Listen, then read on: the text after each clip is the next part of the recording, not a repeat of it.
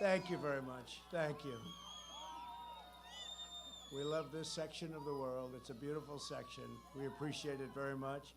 And I'm thrilled to be back in the great Commonwealth of Pennsylvania so much. Thank you. This is the state where the story of American independence began.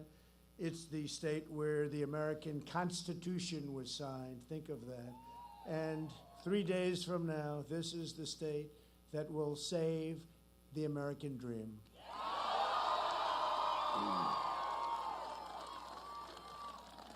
On November 3rd, we're going to win Pennsylvania, and we are going to win 4 more years in that very beautiful White House. We're gathered today in a very special place. In the harrowing days of December 1776, when the American Revolution seemed lost, General George Washington made his headquarters at this Bucks County farmhouse to plan his famous crossing of the Delaware. On Christmas night, he led what remained, and remained, very little remained, of that ragtag Continental Army on a daring midnight raid. It was a tough night. It was a violent night. They marched through 9 miles of ice and snow, many without boots on their feet, leaving a trail of blood in their wake. At dawn, they seized victory at Trenton. Their sacrifice turned the entire tide of the war. Those soldiers came from every walk of life, but what united them all was their devotion to the principle of self-government. They were determined to live in a country where power belongs to the people.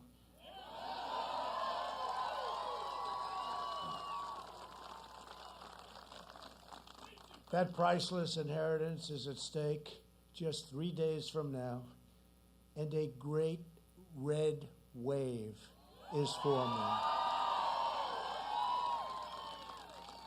As sure as you're there, as sure as we're here together, that wave is forming, and they see it on all sides, and there's not a thing they can do about it. This is the fundamental question facing every voter in America. Do you want to be a nation ruled by the corrupt political class, or do you want to be governed by the American people? I ran for office 4 years ago because I could not sit by and watch any longer as a small group of Washington insiders continued to get rich, bleeding America dry. You're just bleeding America dry. Think of it. Closing our factories, opening our borders, outsourcing our industries, and letting foreign countries ravage our middle class.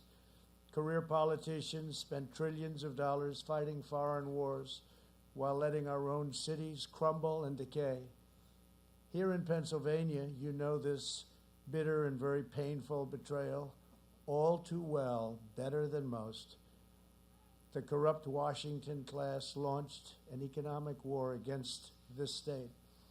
For decades, they targeted your steel mills, shut down your plants, and sent millions of your jobs overseas, all while lining their pockets with special interest cash. And no one embodies this betrayal and treachery more than Joe Biden.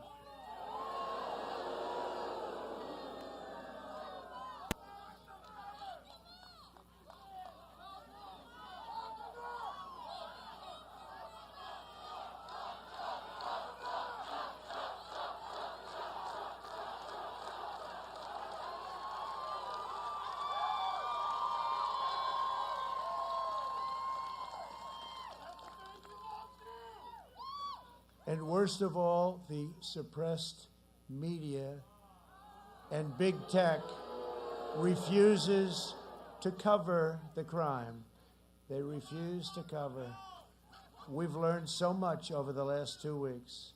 For 47 years, he supported every disastrous trade deal that enriched his cronies and impoverished your state. He wiped out Pennsylvania Steel. He was the cheerleader for NAFTA and China's entry into the World Trade Organization. Pennsylvania lost 50% of your manufacturing jobs after those Biden disasters. Then Biden pushed the job-killing Paris Climate Accord, an economic nightmare for Pennsylvania miners and every worker in our country. He backed TPP, which would have extinguished the American auto industry forever. Forever. These betrayals not only made Biden's donors rich, they made his family rich. And as we know, he profited from the misery of unleashed work and horror given to Pennsylvania workers. He made a lot of money, and his family made a lot of money, and nobody knew about it until just recently. At the debate, I looked at him and said, "Joe, you were here for 47 years, and you left only 3.5 years ago.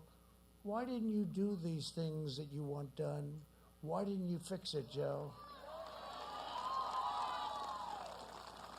And as you know, because I assume a number of you watched the debate,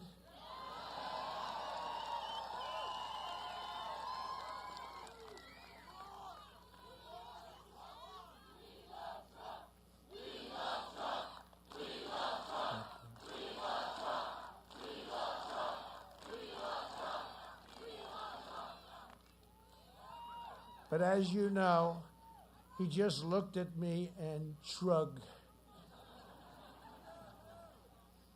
In fact, the anchor looked up and said, "Why did you do it?" She couldn't believe it. You know, she was on his side. She said, "Why did you do it? Why did you do it, and why did you say it?" In 2016, Pennsylvania voted to fire this failed and corrupt political establishment, and you voted for an outsider as president who is finally putting America first.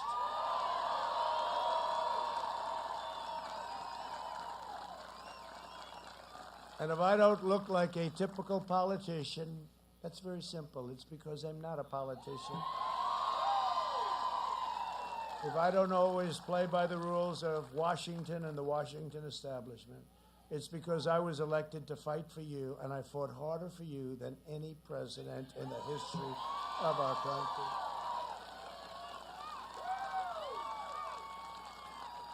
From day one, Washington insiders have been trying to stop me because they do not own me and they do not control me. They want control.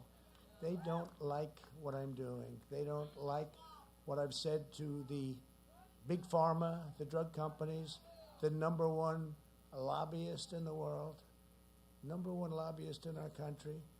They didn't like that I instituted favored nation so that we now pay the lowest prices in the world for prescription drugs instead of the highest prices in the world.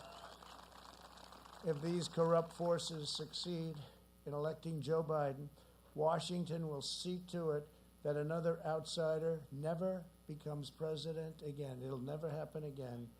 And nobody has done in 3.5 years, nobody, no administration, no president, what we've done and what we've accomplished. And it's not even challenged. Nobody even challenges that. They'll take back control, and they will never, ever give it up. This once-in-a-lifetime opportunity to beat the corrupt politicians will be lost forever, and they know it. They're fighting so hard, and they hate what they're seeing because they're not looking at fake suppression polls anymore.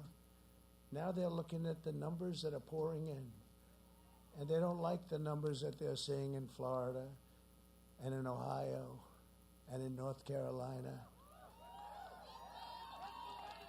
And we think in Pennsylvania, although those numbers come in late.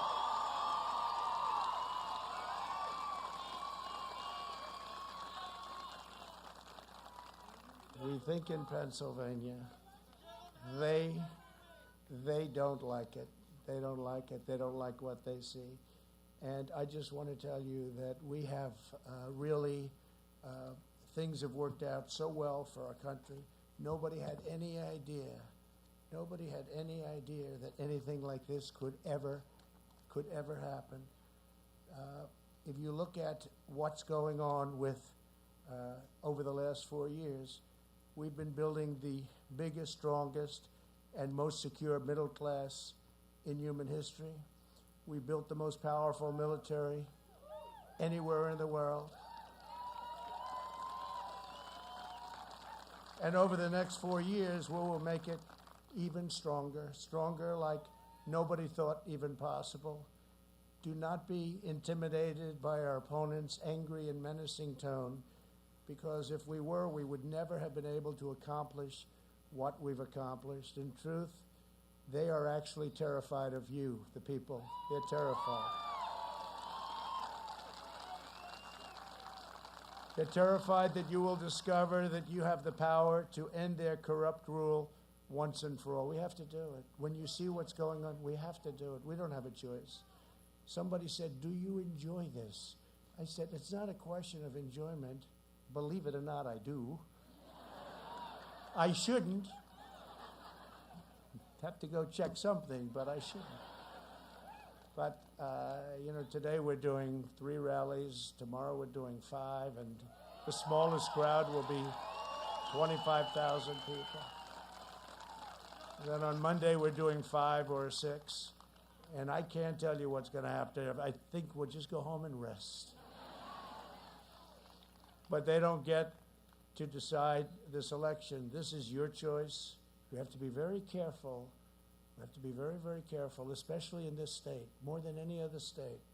They say you have to be very, very careful. What happens in Philadelphia, we have to be everybody has to watch, vigilant.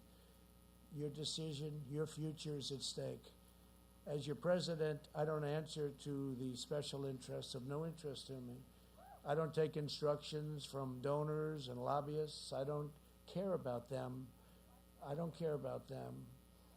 I don't take my orders from the media, or as I affectionately call them, the fake news media. And as you know, they've turned out to be far more fake than we ever thought. And they've really turned out to be corrupt. They are corrupt. They are really corrupt. The word fake is not strong enough, especially after what we've seen, where stories, major stories, the biggest story anywhere in the world is absolutely not covered. It's hard to have scandal when you have no coverage. And they work in conjunction with big tech, and they protect each other, and they protect the Democrats, because with the Democrats, you don't have somebody up talking like I do about them. So they can do whatever they want, and this will only lead to very bad things. I do what is right for America. I do what's right for America. It's made me a lot of enemies in Washington, but I wear their opposition as a badge of honor. Winston Churchill once said that it was a nation that had the lion heart. I had the luck to give it the roar. I gave it the roar, and there is a roar, and people hear it all over. They heard it 4 years ago, loud and clear. Probably the biggest thing to happen. They talk Brexit, they talk numerous things, but this is always number one. What happened? 2016, and I will say, 2016 was an incredible, earth-shaking event. But 2020, and I never thought I'd say this, 2020, what we're doing right now through Tuesday, what we're doing is far bigger. It's far bigger. I never thought I'd say it. I never thought 4 years ago, and you never did either, somebody would say that this is going to be the most important election perhaps in the history of our country. It's really amazing.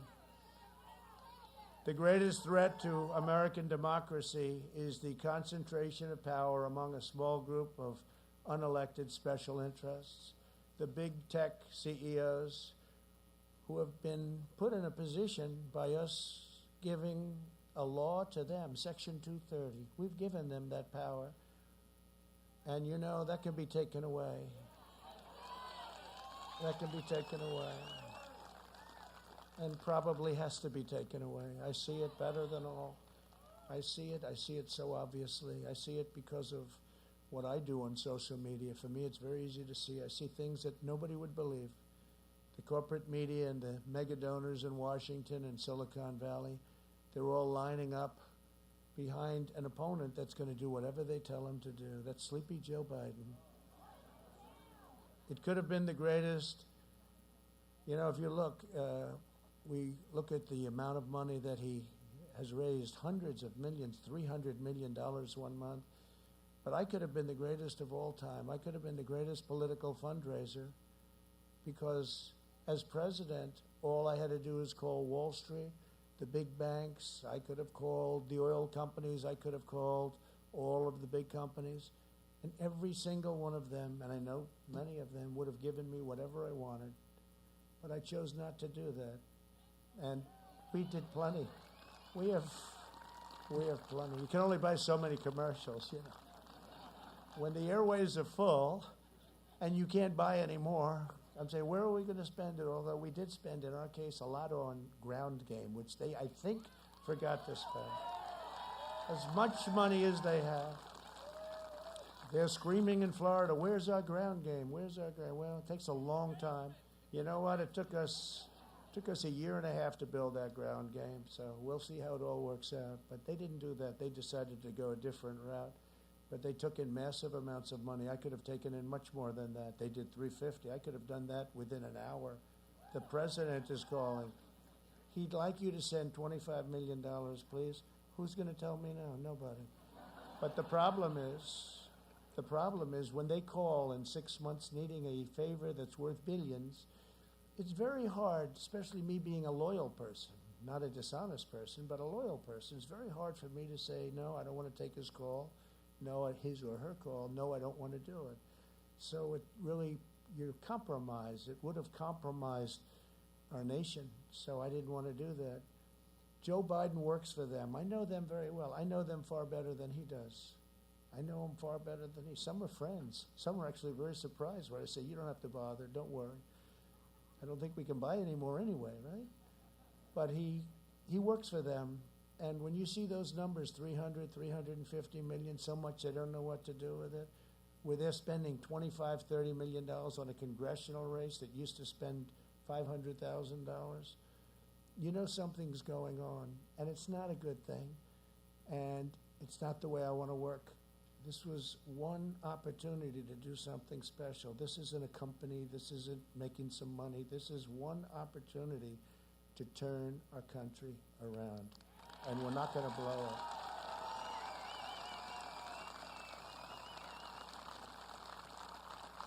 So he works for them, not for you, and it is I who work for you. I am working for you. It's like, not used to that too much, but I've gotten used to it. And we have this great opportunity together, and our people tend to vote in particular state. You tend to vote on the 3rd. I could say go in an early vote. Don't wait till Tuesday. Vote today, vote tomorrow, vote on Monday. But I'm wasting a lot of time because you want to go. It's tradition, it's habit, it's the history of this state. Look at what you've done with this state. Look at the history of this state with respect to our country. And you want to go, so I won't even say go today, go tomorrow, go the next day, or go on the 3rd. We want election day. Thank you. Election day. And we have others like that, too.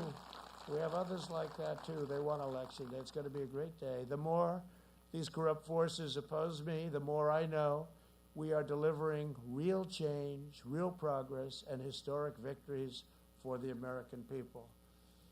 We have done great things with the country, including our military, our vets, the biggest tax and regulation cuts in history. We just received a poll. This was a real poll, not a suppression poll, where the vets gave us a 91% approval rating for the job that we're doing. Think of that, 91%, the highest ever. Over these last 4 years, we've been building the strongest and most secure middle class in human history. We have built the most powerful military in the world by far.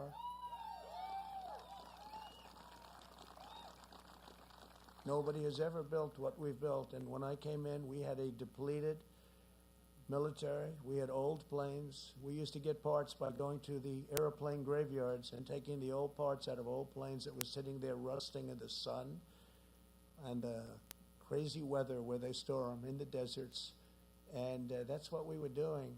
We had a terribly depleted military. And now we have the best equipment anywhere in the world by far, all made in the USA. And as I say, we are the envy of every world. We are the envy of every world power. From China to Russia, North Korea, they look at us and they say, wow, what they've done. New jets, new fighter jets, bombers, tanks, missiles, rockets, nuclear. And just hope to God we never have to use it. Hope to God we never have to use it. But it's less likely that we'll ever have to use it when we have it. Okay? When we have it. We were in very bad shape militarily.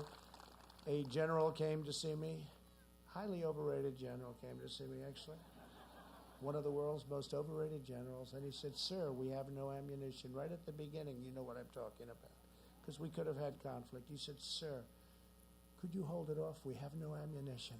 And I said, General, no president should ever hear that statement again. We have no ammunition. Well, now we have so much ammunition. Our problem is we have no storage. And over the next 4 years, we will make it even stronger. It's going to keep us safe. Last night, our brave special forces rescued an American hostage in a faraway country.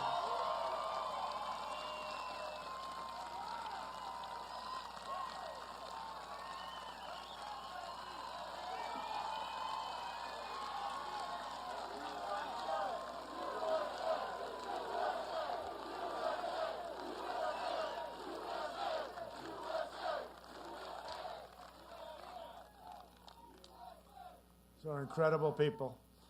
And I was in Fort Bragg yesterday, and I met a lot of these incredible, talented, strong, both physically and mentally, the strongest, the best in the world. But we had a mission sent to a faraway land where they kidnapped an American citizen, and the kidnappers wished they had never done it.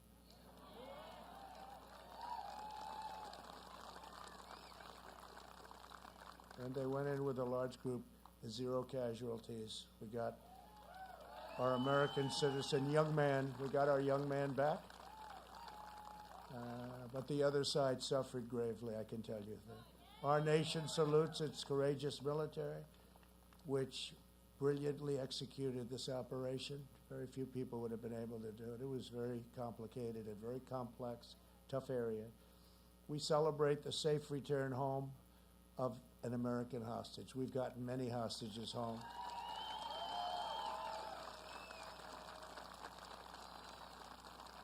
And I pay nothing, can't pay.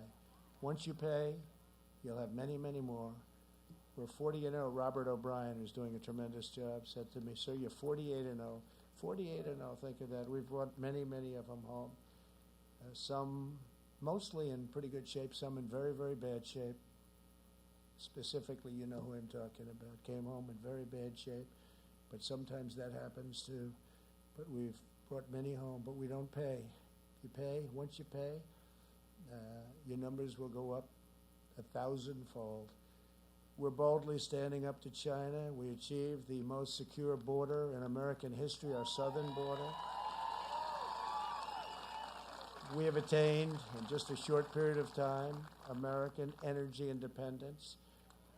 And if we're up to the opposing side with the Green New Deal, the Green New Dealers, AOC +3, and you add Pelosi and Schumer, and you add Joe Biden, who really doesn't understand, so you don't have to probably. They'll tell him what to do. He'll do whatever they tell him, whatever it takes. He'll say whatever it takes. With the sunglasses, or the sunglasses yesterday. I said, I don't think I'm going to do that, but I watched those sunglasses.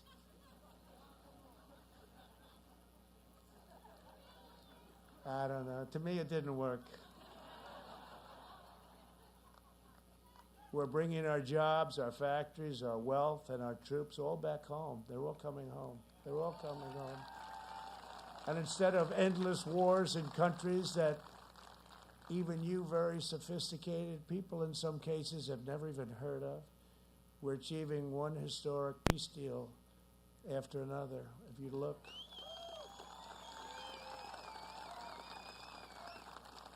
Middle East, we already have 3 signed up. We have many countries want to sign. We're signing them rapidly. And even with Kosovo and Serbia, we're doing a trade deal with each, a routine trade deal. When I heard about it, I said, wait a minute. They've been killing each other for decades. They've been killing and killing for decades, each other, fighting all the time. We're doing a trade deal. They want it. They always want us. All of them want us. The whole world wants us. So we're in a great negotiating position. But I said, Kosovo, Serbia, we're doing a trade deal. You tell them we're not going to do the deal unless they make peace. And all of a sudden, they were hugging in the Oval Office. It's great, right? No. And it came through common sense, and it came for no money. Going to make a trade deal. We say, no, we're not going to make the deal unless you two start getting in. You're killing each other for decades and decades. That's all they do is they kill each other. And when I saw the 2 leaders hugging in the Oval Office, and there was I think they were exhausted, frankly. I think it was time. It was time, but somebody had to say, do it. Just seemed to make a lot of sense. I said, wait a minute, let's do it, and we did it. So I'm very happy about that. And thanks to our administration's unprecedented mobilization, we're now just weeks away from a mass distributing of a safe vaccine. We're really, we've got it. We've got great companies, Johnson & Johnson, Moderna, Pfizer, all with the vaccine, all with the different versions of it, some similar concepts, but, and many other companies, and we're ready, we'll have that. And we will have it, but even if you didn't, I say it drives them crazy. We're rounding the turn. We're rounding that turn. We're rounding it. And our economy went down less than any economy anywhere in the world, and it went up faster by far. You know, they keep hearing about Europe. Well, they're not doing nearly as well. Seniors will be first in line for the vaccine, and the vaccine will be free because it's not their fault. It was China's fault. China did this to us. And our vaccine will eradicate the virus and end the pandemic once and for all. Americans will return to school and to life. By slashing red tape and cutting bureaucracy, we're producing this vaccine in record time. If Joe Biden were president, you wouldn't have this vaccine for 4 years. And he had his chance with the H1N1, he calls it in reverse, swine flu, which was a disaster. We've moved heaven and earth to produce the vaccine ahead of schedule and manufacture hundreds of millions of doses in advance, all ready to be shipped. And we have our military is going to be shipping it. Logistics, we have a general, that's what he does. He delivers troops. He said, sir, this is easy. We'll get it done very quickly. It's the most advanced medical operation anywhere in the world and in history. Thanks to the therapies we've accelerated, we have already reduced the mortality rate. 85%, think of that, down 85%. And our excess mortality rate is 40% lower than Europe's. And Europe has done a good job. It's a very brutal thing. Everyone thought Germany was doing great. They're not doing great. Right now, you see what's going on over there with France, again, Spain and Italy. But we're doing great, but we just don't get credit for it. We don't get credit. And I don't want the credit personally, but I want the generals and the admirals and our great Vice President, Mike Pence, who worked so hard, and all of the people on the task force, and Jared Kushner, what he did, he's here someplace. But he was fantastic on the ventilators. You know, ventilators are very, very complex. Oh, look at that, Jared. And he wants no praise. He couldn't care less. He truly couldn't care. Thank you, Jared.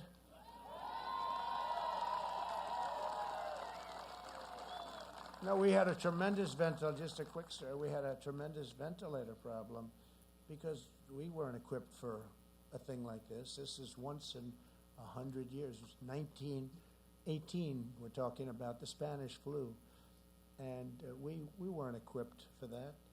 And all of a sudden we're getting calls. We need 40,000 ventilators, like in New York. They needed far less than that, but they needed many, many ventilators. And other states are calling. We need ventilators.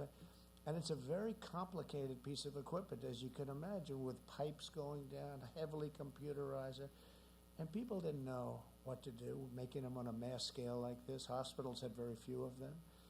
And Jared called up some of his genius friends. His brother's one of the most important people in Silicon Valley, smart family.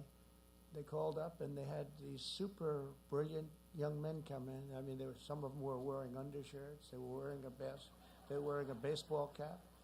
How much are you worth? About $1 billion, sir. Still, they had founded companies, sold their companies, but they were brilliant. One of them had roller skates on.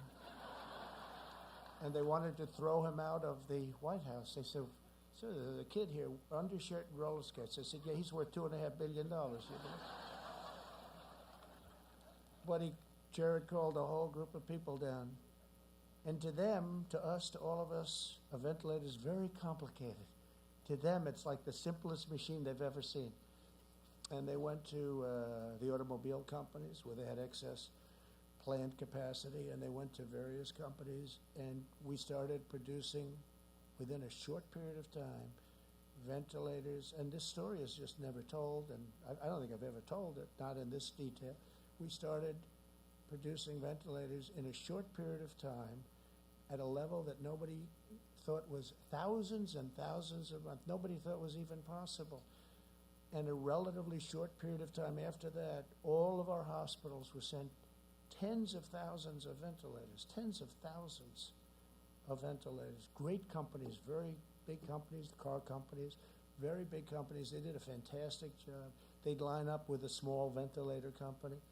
And we make the best ventilators. I mean, they say they're the best. And they were sent all over our country. And think of it, and that was done so quickly.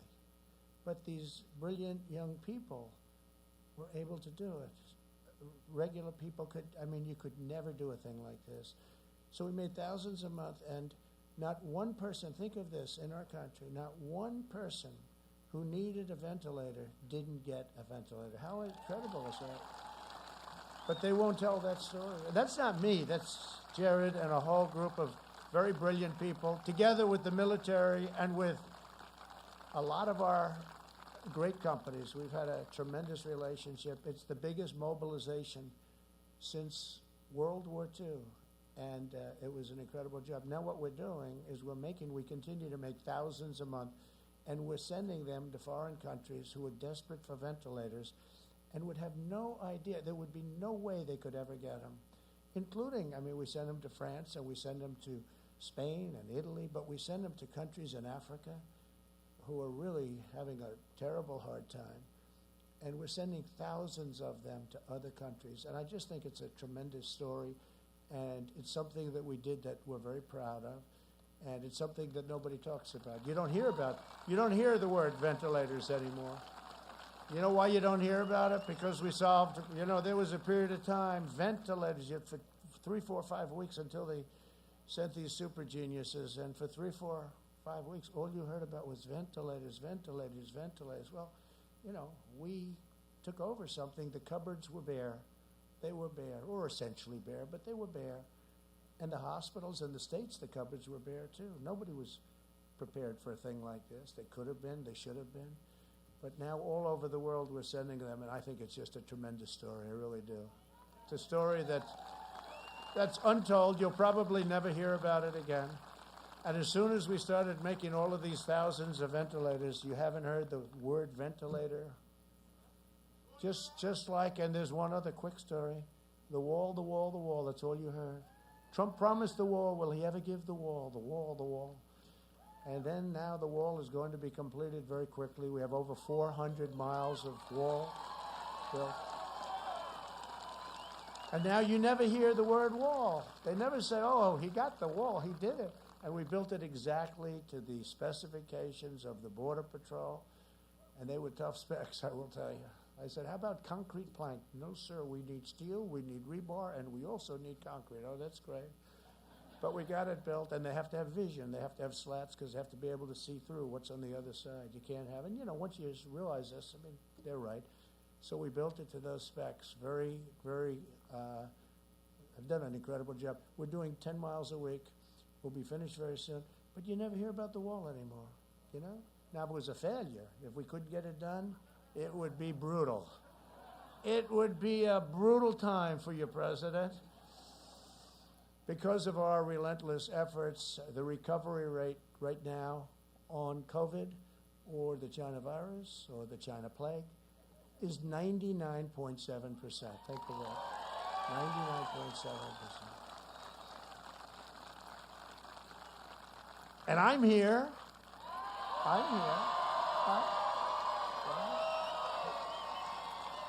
I'm here. And these two great people whose property we're using today, what a historic property. And all I know is they said, we just drove up the road, they've been here a long time. But not as long as George Washington, right? But they've been here a long time, and they said, and you probably, many of you said, do you see the crowds along, it looks like Broadway, except it's slightly more picturesque. Slightly more picturesque. But it's thousands and thousands of people lined all the way down to the highways. It's incredible. And they're all waving flags. Most importantly, they're all waving flags, and they're proud of our nation. And I guess it has something to do with Pennsylvania. I'm going to be here all day today. But no, it's a beautiful sight, and they were very proud. And thank you very much for everything you've done. We're allowing younger, healthier Americans to resume normal activities while strongly protecting the elderly and those at high risk. And we're making the powerful antibody treatment that I received available to anybody that needs it free. Free. Wasn't their fault. But I had that, and I didn't feel good. I said, what's going on? And test positive. And I'm the President of the United States. I couldn't bury myself in a basement of the White House, as nice as it is. I actually got to see it one time. It's very nice. Like you would expect. It's a beautiful basement. It's in the White House. Very solid basement. But I couldn't do that, and I couldn't put myself in a beautiful room upstairs, beautiful bedroom, and stay there for a year and a half. I'm the president. And I'd go to meetings, I'd say, that's a lot of people. And then one day, that happens. And I said, I wasn't feeling good. And the doctor came in, and great doctors, great White House doctors, Sean, and they came in, they said, sir, you've tested positive. I said, tested positive for what? And they said, for COVID. For COVID. He actually used the term COVID. He's more politically correct than I am. He said, that's not good. But I didn't feel good, and we went over to Walter Reed Medical Center, which is phenomenal. I see the work they do in young men coming back so badly, and women so badly wounded. I see what they can do, and nobody can do what they can do. And Johns Hopkins was great. We had a lot of doctors gathered around, but I didn't feel good. And they gave me something, Regeneron, and Eli Lilly makes a very similar kind of a thing. The concept is based on antibodies. And I woke up the next morning, and I felt so great. I wanted to rip that Superman shirt open. And I wanted to come back. I wanted to start doing a new trade deal and campaigning simultaneously. They said, sir, how about taking it easy for a couple of days? But no, it's incredible. What we've been able to do is, and I don't even know, maybe, now I'm saying, well, probably wasn't the drug. It's just that I'm in such perfect physical condition. And I'm very young. If you're young, So I said that, and CNN got very upset right there. Like that. Their camera just went off, the light. They got upset. They said, he is not young and he is not in perfect shape. I said, I'm a great physical specimen. They didn't like it when I said that. They don't like those kind of things. No, but I don't know. Maybe I helped. I don't know. But I can tell you, it's incredible what they've been able to do. And I think it did help a lot, frankly, because I got out of there fast. I could have gone out a lot sooner, too. I wanted to go out almost immediately. They said, nice and easy, please, sir. But it shows you, maybe I serve as an example. First Lady got it also, and she's better. She's perfect. And Barron Trump, right? Barron got it. My young boy, he's 14 years old, and my young tall boy, I say, he's very tall. He's a good guy, good-looking guy and strong, so he has it. They say, sir, Barron tested positive also. I said, wow. Then I go, this was at the beginning, I say to the doctor about 12 minutes later, doctor, how's Barron doing? Oh, he's okay, sir, he sloughed it off. I said, you know why? They're young and the immune system works. That's why I say, get back to school. Get back to school.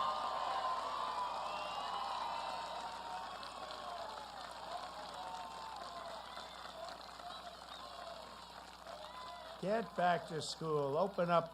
Open up this state, Governor. Open up this state. And don't take advantage of those ballots, Governor. Don't do it. Don't do it. We will terminate the virus with science, medicine, and groundbreaking therapies and cures. I watched Joe Biden speak yesterday. All he does is talk about COVID. He's got nothing else to say. COVID. We agree. We agree. It's serious. And we've done an incredible job. And at some point, they're going to recognize that. At some point, I said, we've done an A-plus job. But I give ourselves a D or maybe an F in terms of public relations. But now I'll start talking about it a little bit. When Joe Biden was vice president, his failed approach on the swine flu was, as I said, a total disaster. And his chief of staff said that he had no idea what he was doing. I don't know why this guy said this. And now they're thinking about bringing him into the administration. I guess probably this was maybe before the flu came along or something, because I'm saying, why would he say this? He goes, quote, we did every possible thing wrong. And 60 million Americans got H1N1, far less lethal, by the way, far less lethal. And in that period of time, and it's just purely fortuitous that this isn't one of the great mass casualty events in American history. This is Biden's chief of staff. Think of what he said. Where did this guy come? You're going to bring him back? It had nothing to do with anything we did. We didn't do anything right. Now think of this. And then he's saying, we want to take over what you're doing, right? He says, we want to take over. Remember he said when he first started running that I did a poor job because I didn't act fast enough. I acted in January. We had almost no deaths. Now think of this. And I said, China is heavily infected. They can't come in. And I went up against Dr. Fauci and others that said, no, you shouldn't do this. You shouldn't do it. I said, listen, they're infected, heavily infected. Let's close off China. So I did that. I closed off Europe. I did that. Saved, and Fauci would tell you, saved tens of thousands of lives, much more than that. And then when you think, okay, I mean, we saved thousands and thousands of lives. And then Biden is campaigning. And he was 2.5 months later, he said, we have to get tough. And he called me xenophobic because I closed. 2.5 months later, then he runs, and he said, he should have closed the country earlier. I said, I don't think he's going to get away with that. And let's see what happens on November 3rd, because if something happens that's wrong, where he did, then he did get away with that. Now, here's a guy, not the smartest guy out there, and he never was, but now in particular, he's not doing too well. But here's somebody that says that I didn't act early enough, and for 2.5 months, he was scolding everybody, saying that they shouldn't have closed off China, they shouldn't have done, and that nothing bad is going to happen. But remember the statement from that was his chief of staff made that statement. We mourn for every life lost to the China virus and in their memory and their sacred memory. We truly do. We weep, we mourn. It should have never happened. We will defeat the virus and emerge stronger and more unified than ever before. That's all we can say. We're going to be more unified than ever before. Our economy is now surging back faster, better, bigger, and stronger than any nation on earth. We just had the best quarter of economic growth ever recorded by more than double, a 33.1% increase, more than our great number from 1952. That was the number we bet, but more than double. And you know what? The press is refusing to talk about it. It's not even a major story. It was, one of the analysts said today, it was the greatest economic number that they have ever seen. Okay, GDP up 33.1%. That means it grew 33 in a quarter. And the press barely mentions it, not even on the front page of newspapers, because that's the game they play, it's suppression. That's why we have to win. We can't let them do this. We have to win. This was according to a certain very important person, and Larry Kudlow, who's a terrific guy, and other people. Sir, this is the greatest financial number probably ever recorded in our country. Think of that. That's a big statement. And double, more than double, a number from 1952. And it's barely covered. And that's only for one reason, because they want us to do very poorly on November 3rd. They don't want to tell the American public about this. The one advantage I do have is I do have a way of getting the word out, but it's very tough when they pick it up. Even this, they won't pick this up. I made a statement, strong statement. They won't pick it up because it's good news. They'll fabricate stories. They'll make up false stories. They'll put you at number one on Twitter all the time. Stories that aren't trending. These stories are so boring. They'll make up the Times will write false stories all the time, and they'll put them, and yet they won't talk about the Biden corruption. They won't talk about where's Hunter, and they won't talk about, don't feel bad, the cameras are all off, don't worry, we just lost the last camera, I'm sorry.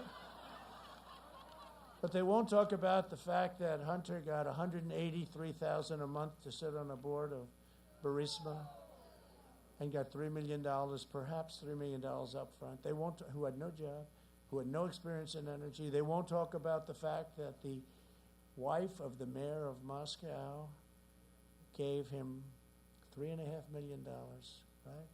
For what? They won't talk about the fact that the father went to China in Air Force Two. Where's Hunter was with him. I put his first name, his real first name is Ware. We're going to make it Ware. Where's Hunter was with him. And in 10 minutes, he walked out with $1.5 billion to manage, which is millions of dollars in fees, millions and millions. And they won't talk about the fact that he was going for the big one next with China. He asked for $10 million a year for introductory purposes. In other words, he was going to introduce people. $10 million a year. This is a payoff. That's all it is. And they won't talk about the fact that the father was the big guy. To me, he's not a big guy. He's not a big guy. Little guy. He's very slight. Remember when he said a year ago, he said, I'd like to take him to the back of the barn? That's okay. I went like this. I'll take him to the back of the barn.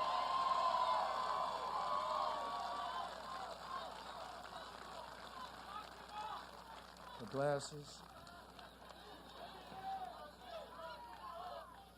Next year will be the greatest economic year in the history of our country if we don't raise taxes. If Joe Biden is elected, he will delay the vaccine, prolong the pandemic, close down schools, and impose a nationwide lockdown. That's what they're talking. Can you imagine going? And we're making the greatest comeback of any country by far, and they're actually talking. He's talking about a lockdown. He has no clue, but he's talking about it. That's his only plan, to make you a prisoner in your home a prisoner in your own country, and under the Biden lockdown, the recovery will be totally killed. The economy will crash. Country can't afford it. The people can't afford it, but country can. Can you imagine? I mean, your state has to open up, too. All Democrat governors, you, Michigan, North Carolina, I mean, they're all Democrat governors. And they're probably doing it because they want to affect the election. You know, they're probably doing it by November 4th, they'll announce, we've decided to open up Pennsylvania. The Commonwealth of Pennsylvania will be opened on November 4th, you know. No, because it can't be. They can't be so stupid, what they're doing to people. And the countless people that will die from depression and drug overdoses and suicide and abuse and really a deferral of medical care. There'll be no school. There'll be no graduations. There'll be no weddings, no Thanksgivings, no Christmas, no Easters, no 4th of Julys. There'll be nothing. Will be nothing. And you know, one thing we've learned very recently, everyone likes the computers and the laptop and, oh, we can learn from the computer. You don't have to go. Well, now we've given it the all-time mass test, right? A child being in a classroom, or if you're older, a campus, even a college campus. But a child being in a classroom cannot be replaced by a computer. It can't. It doesn't work. It's no good. And they're losing, you know, potentially years out of their life, and it's the important years, it's the development years, but the computers don't work. They're okay, but they're a small percentage, and that's come out loud and clear. Telehealth, great, it's been incredible. I think it's a 7,000 increase percent, and telehealth has been really great. It's going to have a great future, but not education. They have to be in their classroom with other students, and they have to find their way in life. And no future, this is no future for what they're doing in Pennsylvania, what they're doing in other states. This is no future for American youth. It's going to have a long-term impact on them. Biden's plan will destroy America. My plan will destroy the virus and make America greater than it's ever been.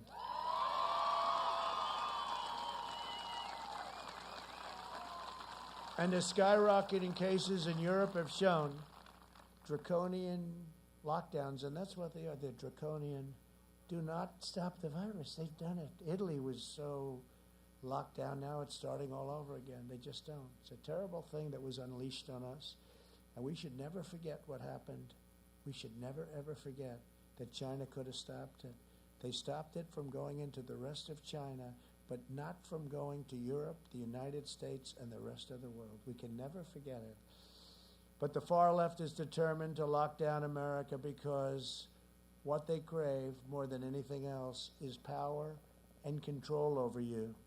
Joe Biden has made a corrupt bargain in exchange for his party's nomination. He has surrendered his party to the radical socialists, left-wing extremists, anarchists, looters.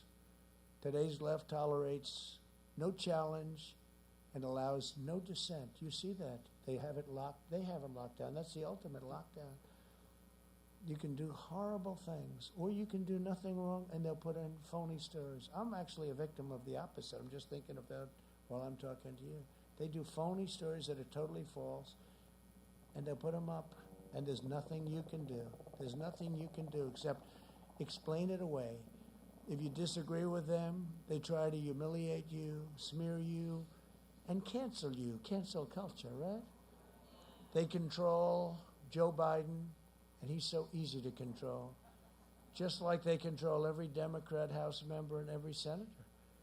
They purge newsrooms of reporters who do not swear allegiance to their false narratives. You've seen some reporters are extremely upset. They end up getting absolutely decimated. They censor stories that reveal the corruption of their chosen candidate. This is what's happened now, and nobody's ever seen anything like it. Everybody knows that it's incredible. Nobody's seen anything like it. You don't read anything. You go to the Times, there's no story in it. You go to the Washington Post. You go to ABC. You go to NBC, the worst of all, in my opinion, NBC. the home of The Apprentice, made them a lot of money over the years, right? But they were bad. They were very bad. CBS has been terrible. CNN is just absolutely ridiculous. Thank goodness they have lousy ratings. Thank goodness. And MS, I call it MSDNC. How about MS? No, what they do is just absolutely, it's not even thinkable. It's not even to be believed. They totally close it down. And you can't have scandal when nobody's reporting about it. And the level of power is pretty incredible. And I heard this 4 years ago. Sir, you cannot compete with big tech. You cannot compete. The networks were against. It was the same group. And then I won. I said, see, they're not very powerful, but you know what? They are. And now they're at a level that nobody's ever seen before. Nobody, and they're blatant about it. Now they just say, we're doing it. We don't. New York Times, they apologized to their subscribers because they were losing tens of thousands of, after the last election, tens of thousands of subscribers. And they wrote a letter of apology. I couldn't believe it. And they really got good for about 2 weeks. And then they got worse than ever. I mean, it's every day a phony story after story after story. They have a story about taxes. I don't pay taxes. And I just call my people, what do I pay? Oh, no, you paid many, many millions of taxes, sir. But you prepay your taxes. Oh, well, why aren't they mentioning? I prepaid millions and millions of dollars of tax. I prepaid. That's worse than paying taxes. I'm prepaying. I say, why do we prepay so much? Because these are estimates. When you're negotiating taxes, these are estimates. You're prepaying estimates. How much? Many millions of dollars, millions and millions. But they don't do that. We call them, we tell them, and they say, well, that's prepaid. Well, prepaid is worse than, right? I mean, how good is that? We're prepaying. But they don't put that in the story. These are very corrupt, very dishonest people. They tell you that rioters are peaceful protesters because you're not allowed to have. I had it yesterday in Minnesota where we're going to have over 25,000 people. And the governor of Minnesota, radical left Democrat, and the attorney general, they said, no, the most you can have is 250 people. To my people, they said that. And so my people said, so we're going to close it down. We had thousands of people. I don't know, you probably all saw it last night. Tens of thousands. We're going to have 25, 30,000 people. And don't forget, they've done a terrible job in Minnesota where they let Minneapolis burn down. And they could have called us a lot sooner. We went in, took us about, 25 minutes to solve the problem. No, we could have gone in there. We were willing. We called them. We were willing to go there immediately instead of having everybody running away. And they have a very good police, or they had a very good police force, but they don't let them do what they have to do. And they shut it down. They said, no, you can't have 25,000, but you can have 250 people. And I said to my people, no, let's go. Let's speak in front of the 250 men. What I didn't know is that thousands of people were going anyway. They just went. They just went. And I think that had I done a regular rally with, because we're getting 25, 30,000 people, we're getting much more than that at some. Nobody's ever seen anything like this. Laura Ingraham had a show last night.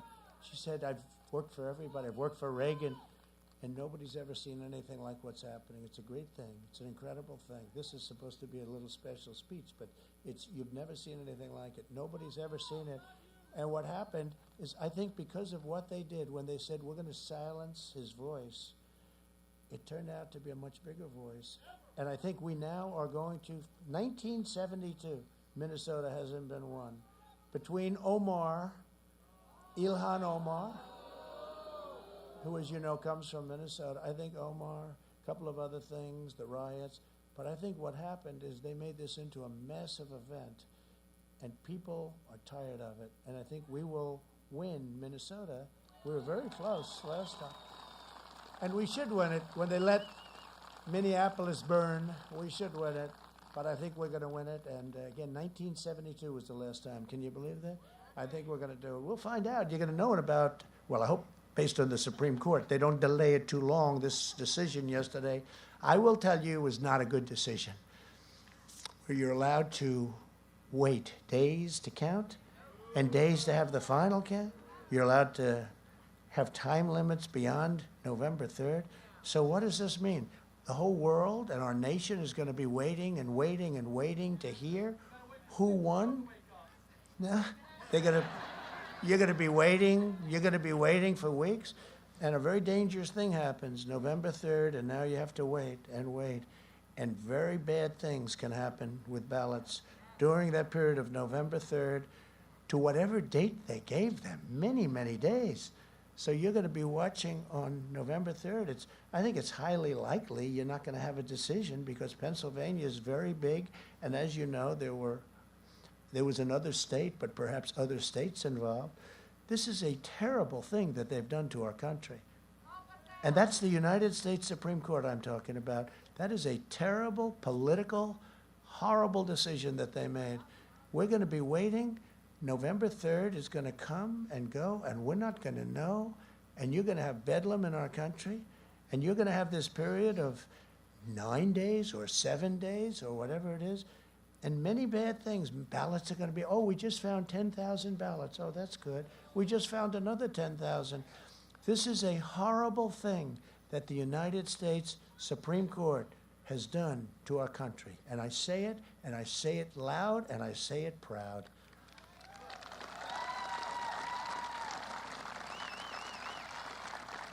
We have to know who won. We have to know who won. They tell you the police officers are villains. This is the group. And they're heroes. No. They even tell you that your children must be indoctrinated to believe that the heroes who crossed the Delaware were driven by hatred and malice. They change your history. A vote for Joe Biden is a vote to give this radical movement absolute power and unchecked control over every aspect of American life. Joe Biden, he's not all there.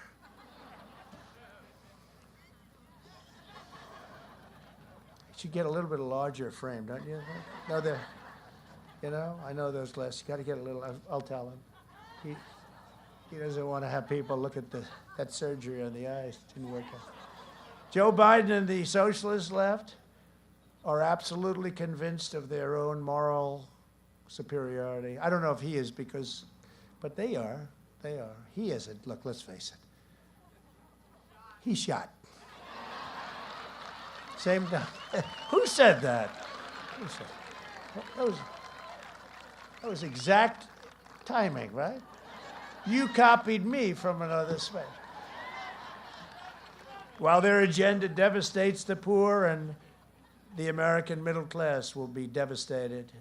They support crippling shutdowns that crush the blue-collar jobs while they stay home and work.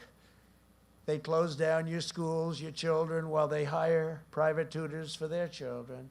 They ban you from going to church while they let left-wing extremists burn down your church. You can only meet if it's a protest. So you know what we do? Like even in this state, I call this a protest.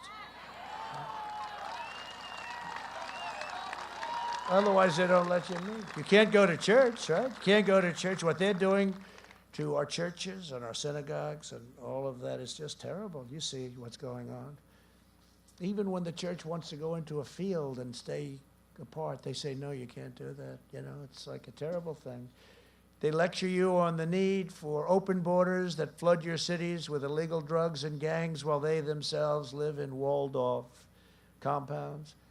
They want to defund your police and confiscate your guns simultaneously while they themselves are protected with armed guards. No, we will protect your Second Amendment 100%. There is only one way to preserve, protect, and defend the American way of life. You must show up on November 3rd, okay? Don't worry about the first or second, because I know you too well.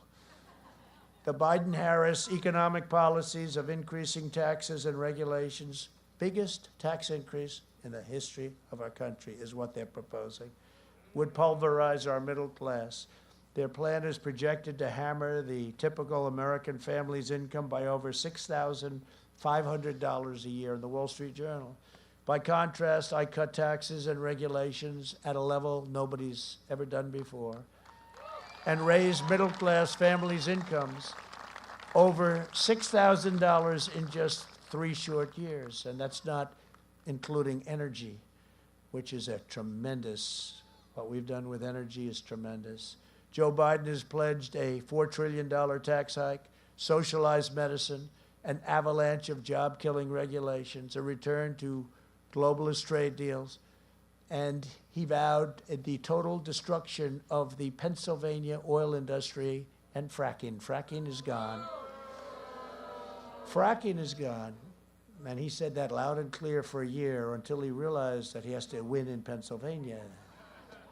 But fracking is dead because their side, it's dead. You saw AOC go out and say, no, no, no, you can't say that when Biden switched. And he never had one question from the press. How could you say it for a year and then all of a sudden switch when you walk into Pennsylvania? Now, fracking would be dead. Joe Biden's plan to abolish American energy is an economic death sentence for Pennsylvania. A vote for Biden is a vote to ban fracking and to send your state into a nightmare of poverty and depression. That's what's going to happen. It's your single biggest industry by far, probably 1 million jobs one way or the other. And what it would do to our country, because our country has low energy costs. You and Texas and others. Think of Texas. He's running in Texas. We're doing very well in Texas, but if you believe the fake news, they'll tell you, oh, it's very close. It's not close at all. And it wasn't close 4 years ago. Think of Texas. It's very close. He's against oil, he's against guns, and he's against religion. And then they say, Texas is very close. Think of that, right? He's against oil, guns, and God. Texas is very close. Too close to call. I don't think so. I think Texas is going to be very strong for us. Can you imagine going into Texas, say, we're going to take your guns away, and by the way, we're going to close up every oil well that you have? Well, vote for me, vote for Joe. I don't think so. I don't think so. If Biden wins, there will be no fracking, no oil, no natural gas, no jobs, and no future. Under Biden, gas prices will explode, family incomes will plummet, and the fracking industry will be outlawed forever. Forever. With your vote, I will cut middle-class taxes even more. I mean, we cut them at the highest level in the history of our country, even more. And you saw what it did. That's why we're coming back so quick, because we have a strong foundation, a base. And I will always defend and promote Pennsylvania energy, and there will be no more lockdowns. We're not going to have lockdowns. We will never lock down again. Joe Biden would appoint the most radical left-wing cabinet in history. Beto O'Rourke will be in charge of gun confiscation. Elizabeth Pocahontas Warren will be in charge of the United States Treasury, according to what they say. AOC +3 will run the climate policy. I wonder if she ever even took a course in climate. I don't think so. Because it's the... I didn't say it, you did. This can only happen in Pennsylvania. Don't forget, I went to school here. You know, he likes to throw around the Pennsylvania thing. Look at it differently. He abandoned Pennsylvania. He went to Delaware, but I'm not blaming him. He was 9 years old or something, so we can't blame him for that, right? But he left Pennsylvania. Now, I went to school in Pennsylvania, as you know. Representative Ilhan Omar will be running Homeland Security. How do you like that? Who knows? I just said that one, but you know what? I wouldn't be surprised. Ladies and gentlemen, we're pleased to announce Ilhan Omar to run national security.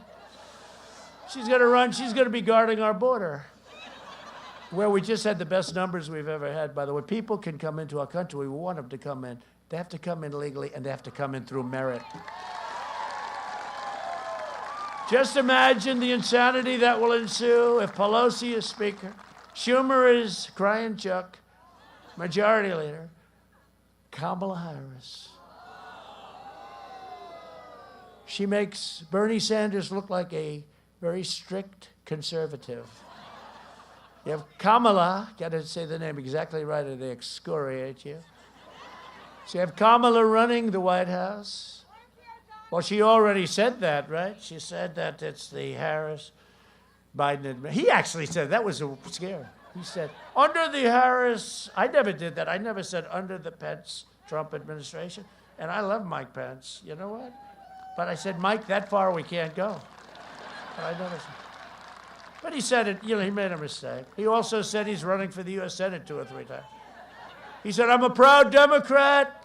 This is like 3, 4 times. I'm a proud Democrat running for the U.S. Senate. I want you to. And we said, no, Joe, you're running for president. Oh, okay. Is this whole thing, I mean, can you believe that this could only happen to me? And how are you doing? We're tied. We're tied. How the hell? How can I be tied? We're tied. He said 4 times. The other thing he does badly. Haven't done it yet. I hope I never do. But he'll be making a speech in Ohio. Ladies and gentlemen of Iowa, it's proud to be. The worst is when he's making one in Miami with the palm trees. The beautiful palm trees. Ladies and gentlemen of Ohio. No. No, he's made that many times. And you know what I always say? Winston Churchill was a great, great orator, right? Amazing orator. Amazingly, because he was a stutterer in his life. He was a stutterer in his life. Became a great orator.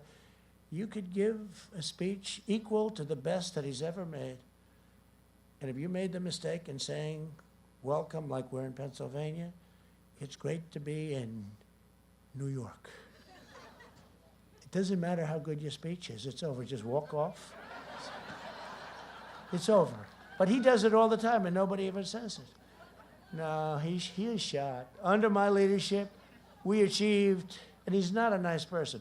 You know what, if he were a nice person? They do commercials on me that are so false, like with the soldiers. That's the biggest insult to me of anything that's probably ever happened, like with the soldiers and other things. They're so false, based on a phony magazine, an Obama-type magazine that's doing badly. They did a commercial, and we notified them, and we had 26 witnesses, real witnesses, and every one of them is furious. But he's not a nice person. So because he's not a nice person, I don't mind saying exactly what I'm saying, which, as you know, is the truth. He was never considered smart in his prime. But now he's really off. And you can't have him as your president because he'll destroy our country. He'll destroy our country. And it probably won't be him because by the time he gets sworn in, he'll be pretty much like it'll be over. 25th Amendment, you think they were talking about me? No, they weren't talking about me. When she brought that up, they're talking about how to get Kamala in there as fast as possible. And nobody treated him worse than her. If you looked at the debate, now Kamala was failing fast. You know, she was going down like a rock. Normally you pick somebody that's going up, not one that, she didn't even make it to Iowa, right? But nobody spoke worse about him, and that's the one that they picked. But they want to get the radical left. They'd love to get her in, and that will be a very, I don't know if you can ever come back from a thing like that. You know, I'm not sure that a country, you look at Venezuela, you look at what's going on, where it was the richest, it was so great 20 years ago, and now they don't have food, they don't have water, they don't have medicine. Under my leadership, we achieved the most secure border in American history, the wall. Biden's plan to admit unlimited low-wage foreign workers will slash incomes, surge unemployment, and devastate the middle class, all to enrich the globalist donors. As president, my only special interest is you. That is true, my only special interest. To protect our national security, I also suspended the entry of refugees from foreign nations compromised by terrorism. Just call up President Macron, as I do often, and ask him what's happening over there. You saw those horrible attacks this last week, more than one. We're keeping radical Islamic terrorists the hell out of our country, if I have your approval. Biden has pledged a staggering 700% increase in refugees. This is a deal made between Biden and Bernie Sanders, Crazy Bernie. the manifesto, we call it. This is a document, a very thick document, naming things that they're all horrible. But they've agreed 700% increase in refugees from the most dangerous and violent terrorist hotspots anywhere on earth, including Syria, Somalia, and Yemen. These are some of the most dangerous places in the world. 700% increase. This is agreed to. This isn't like, oh, this is talk. This is a manifesto. It's a document. He's also vowed to terminate our national security travel bans, allowing for unlimited migration from war zones and terrorist havens. Biden's extreme migration policies will open the floodgates to terrorists, jihadists, and violent extremists. You don't have to worry about it. Just get out and vote on November 3rd. Under my administration, I had the ban passed, right? And it was approved by the United States Supreme Court. There, they did the right thing. Under my administration, the safest of our families will always come first. That's safety. We want safety. Has to come first. The Secretary of Defense under President Obama, Robert Gates, said that Joe Biden has been on the wrong side of every foreign policy issue in his lifetime. President Obama used to say that if you wanted something really screwed up, give it to Joe Biden to handle. This is the guy that we have running. In fact, Obama tried to keep Joe from running. He was very famously quoted as saying, Joe, you don't have to do this. You don't have to do this, Joe. Don't do it. You don't have to do this. I could see that. And then wouldn't endorse him until long after the primaries had ended. And Joe is lost. Think of it. He wouldn't endorse him. He was a vice president, wouldn't endorse him, made all these terrible statements, wouldn't endorse him. And then even after he won, it was months before he endorsed him because he didn't want to see it happen. I think he's probably the most surprised person on earth, Obama. And they said, sir, Obama's going to start campaigning for him a couple of days ago. I said, that's okay, that's good. He campaigned for Hillary. How did that work out?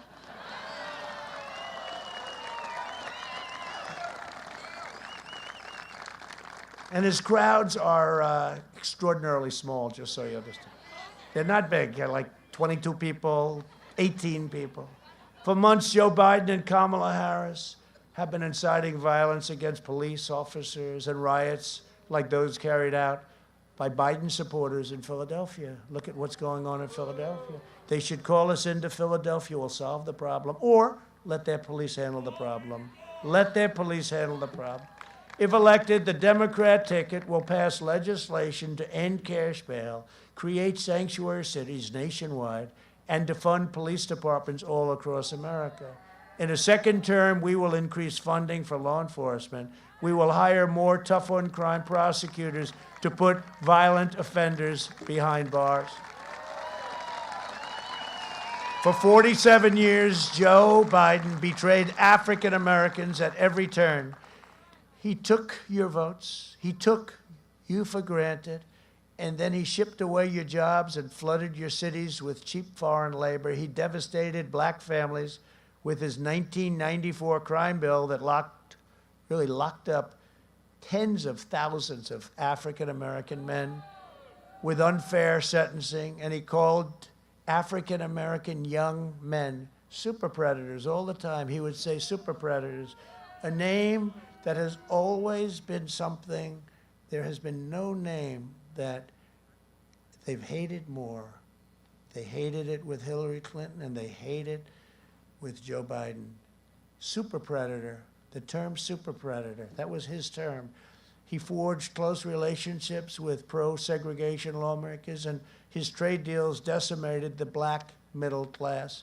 Joe Biden cares more about refugees living thousands of miles away than he does about black Americans living in Philadelphia, Milwaukee, Detroit, Baltimore, Oakland.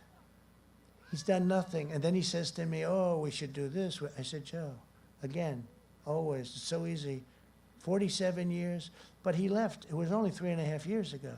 So this wasn't a long time ago. I reversed the injustice of Biden's crime bill by signing landmark criminal justice reform, prison reform, And under our recently announced Platinum Plan, we will create 3 million new jobs for Black Americans, increase access to capital, restore safety to every neighborhood, and we will deliver school choice to every parent in America.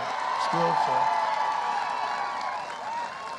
And I am also fighting every day for Hispanic Americans. This week I announced our American Dream Plan, and we're doing very well with Hispanic Americans. You see that? They're saying, what's going on in Florida, right? They like me and I like them. And we're doing very well with the Black community. They like me now. They're getting to know me better, but I've always liked them. The American Dream Plan, which creates over 500,000 new Hispanic-owned small businesses and jobs, and going to be fantastic for our Hispanic Americans, great people. My administration is also standing proudly with the people of Cuba, Nicaragua, and Venezuela in their righteous fight for freedom. Biden sided with the brutal socialist and communist regimes. You saw what he did. You saw that horrible deal that was made with the United States by Obama and Biden. I don't think Biden probably was too involved. You want to know the truth. Keep him out. But it was a terrible deal. It was like the Iran deal. Here's $150 billion for nothing. As long as I'm president, America will never be a socialist country. Will never be. This year, I've laid out the boldest and most ambitious second-term agenda in history. We will create 10 million new jobs in the first 10 months. 2021, we will have 10 million jobs. Over the next 4 years, we will make America into the manufacturing superpower of the world. We will expand opportunity zones. We will bring home our medical supply chains. They're all coming home. And we will end our reliance on China once and for all. We will defend religious liberty, the right to life, and the right to keep and bear arms.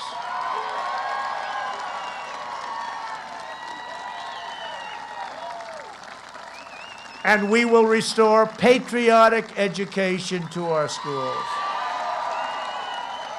In our debate last week, Joe Biden said that America has, quote, never, ever lived up to our founding ideals, right? And he said it was an idea. It was just an idea that America's a great country. The United States is a great country. It's not an idea. It's a great country.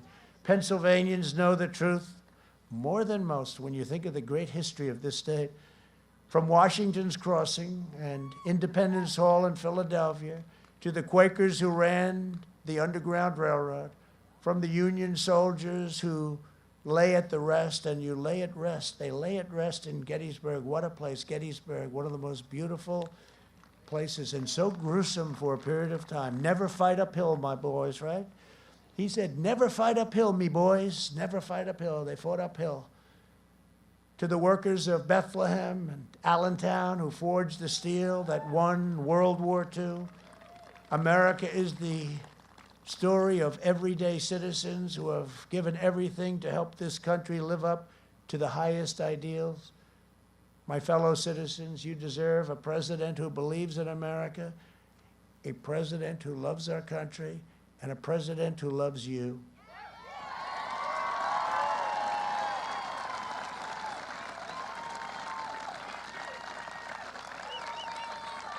Everybody knows that Joe Biden is not equipped to lead America. To Republicans, Democrats, and independents across this state, across this nation, I am asking for you to honor me with a vote that's going to make our nation greater than ever before. I will continue to fight for you with every breath in my body.